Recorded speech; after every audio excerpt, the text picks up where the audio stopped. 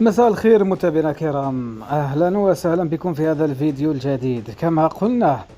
وكما كنا السباقين في نشر هذا الخبر، ملك المغرب يتوسل الجزائر فتح الحدود كما هو موضح الآن في هذه الصفحة، هي صفحة عرب 21 نيوز. ملك المغرب قال لرئيس الجمهورية عبد المجيد تبون: مستعدون للحوار مع الجزائر حول القضايا العالقة بين البلدين، في انتظار رد رئيس الجمهورية، حيث قال: اليد الممدودة للجزائر نابعة من الإيمان بضرورة تجاوز هذا الوضع المؤسف وغلق الحدود بين البلدين. قال بأنه نؤمن بالحكم الذاتي للمغرب على الصحراء الغربية. ملك المغرب قال أنه أجدد حرص المغرب على حوار صادق ومسؤول مع الجزائر، كما تشاهدون إذن قبل قليل في الحوار الذي نشره طبعا أو في خطاب العرش للمملكة المغربية،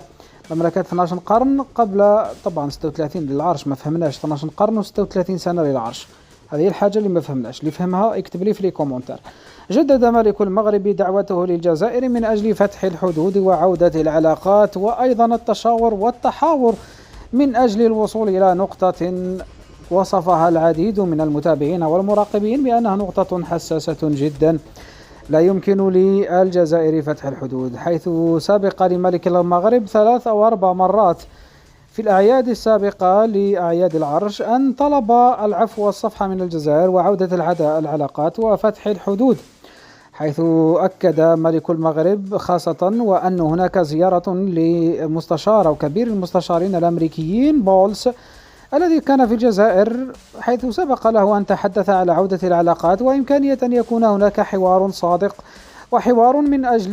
بين الجزائر والمغرب ووساطة أمريكية من أجل عودة العلاقات. هذا كله متابعينا الكرام سوف نشاهده طبعا في الفيديوهات القادمة، لكن قبل ذلك اللي ما راش مشترك في القناة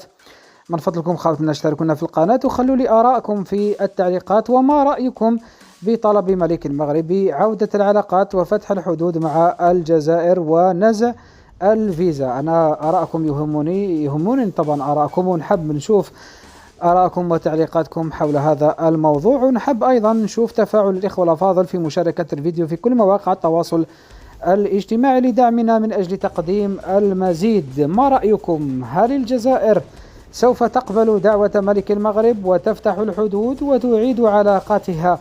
أم أن رئيس الجمهورية عبد المجيد تبون مشغول في زيارة طبعا الرئيس اللبناني، وهناك زيارة لرئيس الجمهورية إلى ألمانيا، وهناك أيضا زيارة لرؤساء دول أخرى إلى الجزائر، ولا يهمنا فتح الحدود وعودة العلاقات مع النظام المخزني. إذن كان هذا الخبر متابعينا الكرام، ما تنسوش من فضلكم تدعمونا باللايكات والبارتاج كالعادة،